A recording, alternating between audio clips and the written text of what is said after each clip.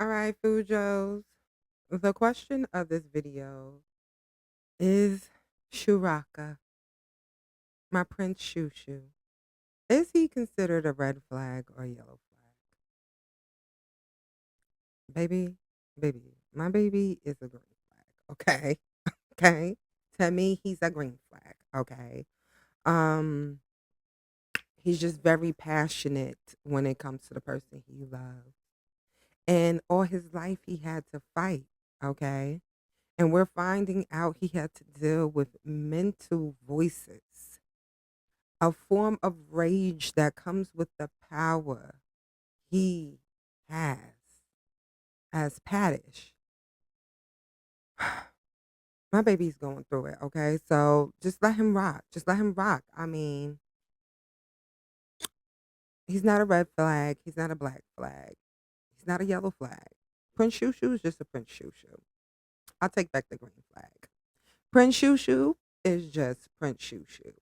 But let's get into this video and let's get into the recent chapter of Blossoms of the White Knight because we are creeping on to the next chapter of Blossoms of the White Knight. And I think we are going to be tapping into the Shinobu's coronation, which is Tei'S coronation. Okay. So let's get into this intro and let's get into this recap.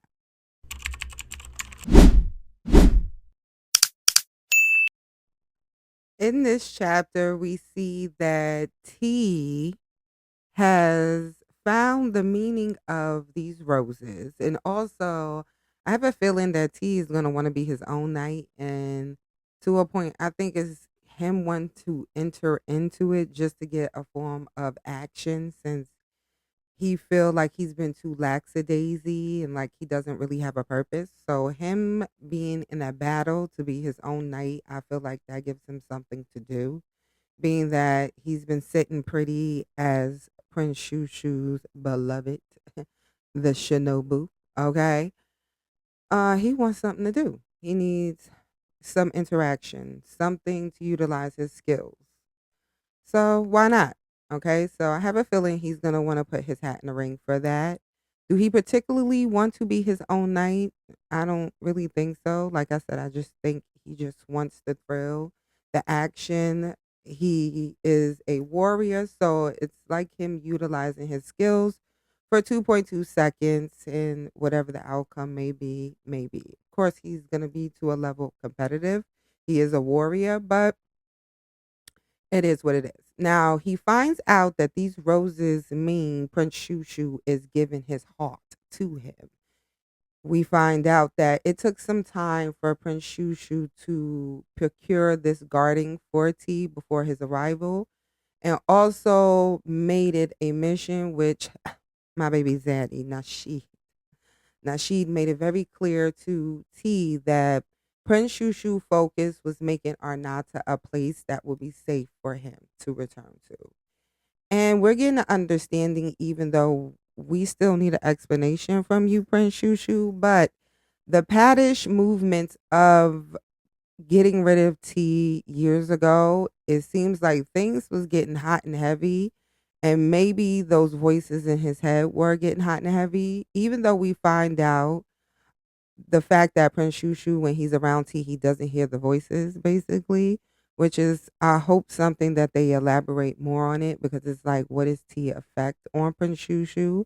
And the fact that he doesn't hear those voices when he's in his presence, inquiring minds want to know.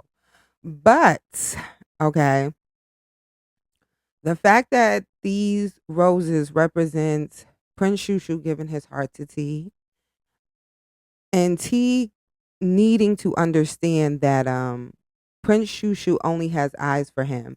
Also, I feel like this conversation that he has with Nashid, T need to start getting the understanding that Prince Shushu is not in intimate relationships with the concubines.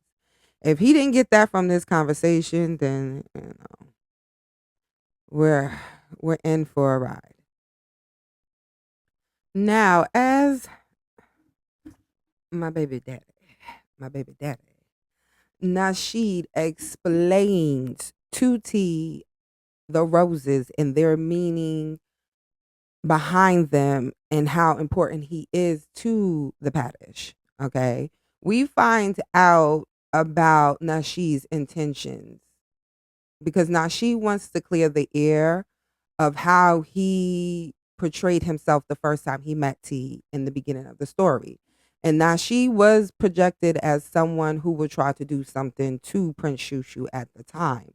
So he was looking like a brother that was an enemy. I'm not gonna lie, even though he was fine and I was hoping he survived and he did, like praise, praise, praise. But he appeared to want to clear the air with T regarding when they first met. And he clarified to T that the only reason why he was doing all the things that he were doing in the beginning is because at the end of the day, Larr was his woman first. Larr was Nashid's lover before she became their father at the time lover. And Nashid was not, to a point, he was not happy that the father stole his woman. And he, to a point, didn't know what Prince Shushu's intentions would be in the future. And also, his intentions of wanting to become the Paddish was to get Larr back. He wouldn't have cared about the other concubines. It's so funny that even if it was Nashid as the Paddish, he would have turned out doing the same thing Prince Shushu is doing. But anywho, we learned that he tells T that Prince Shushu is not as innocent looking as he appears, and he's a whole lot stronger than what you assume. He let T know that Prince Shushu was the one to have the power to take down their father when their father kind of didn't even see it coming. And it really didn't break much of a sweat on Prince Shushu to do it. And he was a child. Okay. He took down their father when he was still a kid. So it explains like, okay, now this is the reason why Prince Shushu had to get T's ass out because he felt the reckoning, like he was about to turn up for a good time and maybe for a long time, and T could not see that side of him. Okay, but Nashid informs T that the reason why him and Prince Shushu are on equal levels of understanding each other's lives and minding each other's business because Nashid keeps up that agreement with Prince Shushu because Loki, I think he may be a little scared of him. Uh, but Prince Shushu allows Nashid to be with Larr because he don't want her. And Nashid is aware that Prince Shushu's in love with T. And the fact that he had the intentions to become the Paddish to be with Larr, he understands what drives Prince Shushu. So therefore he supports his brother while his brother allows him to be with the woman he loves. And we find out Bandul is Nashid's son. Or could he be the father's son? No, no, no. He's Nashid's son. He's Nashid's son. So yeah, I'm just like, okay, this dynamic. Okay, so now we understand how these brothers came to an understanding and why they are working together instead of working against each other, and also why Nashid, to a point, you can see he respects Prince Shushu, but also lend his opinions even when it's unwanted and very much so unsolicited because he is just so fine. But we understand the dynamic of him and Prince Shushu's relationship as brothers, and I'm loving it. Prince Shushu allows him to be with the woman he loves, and at the end of the day, Nashid let him rock with trying to coax the man he loves into understanding that he's in love with him, and there's a high chance T you are in love with Prince Shushu too.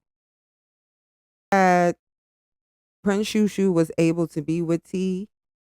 And like I said, if you follow me on TikTok, I said this on one of my TikTok videos. The reason why the whole situation of keeping his father's old concubines rather worked for him because he had no intentions of being with anybody but T. And the brothers know that. And so do the concubines. As we saw the pirate male concubine that got beside himself and was really being messy when we thought he may have been helpful. But him being messy was still always on the table because you never know. You never know about them characters that tend to be loose at the hips can be loose at the lips. So, and also the fact that concubine, when he said the things he said, he made it seem like as if him and Prince Shushu had did some things and they didn't, which kind of made Prince Shushu mad. And it's not a shadow in the doubt that that brother is the one that went back and told Prince Shushu what that pirate my voice, what that pirate concubine said about him to T in reference that they did some things. I really do think them concubines already know how Shuaka feels about T. Because if I can remember that chapter where he said that, all of the concubines look like, oh, homeboy want a death wish. So all of the concubines is aware that this man is in love with the Shinobu and he only wants the Shinobu. So I'm looking forward to the Shinobu's coronation, the whole situation with T acquiring a knight. Because it'd be so funny if Shuaka is one of the contestants. Because as you can see, he doesn't want no male around T, hence why, what is his name? Mushinu's twin sister is now his assistant and not his brother. Okay. So we get what you putting down, Prince Shushu. If you guys are tapped into Blossoms of the White Knight, this is my top favorite read. It's just, oh God, I love Blossoms of the White Knight. But if you are reading and you are tapped into the read, drop your comments below. Let me know what you are thinking of the storyline so far. I know Pawat has stated that this is not an impreg, and granted that hurt at the core to find out. But I'm still looking forward to seeing how this read ends.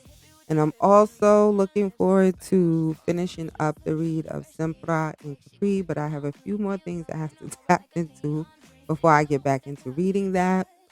But guys, you already know, like, comment, and subscribe in order to get me up in the algorithm. And also hit the notification bell to see when I upload new videos.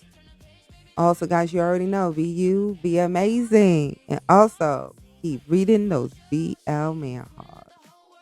Laters, my beautiful BL Fujos out there. She's the hippie with the drip, straight New York on the lips, sage burning while she's scrolling through the sweetest little ships. Fresh tea, hot take, she gon' break it down clean, be a glow in the aura like a knee.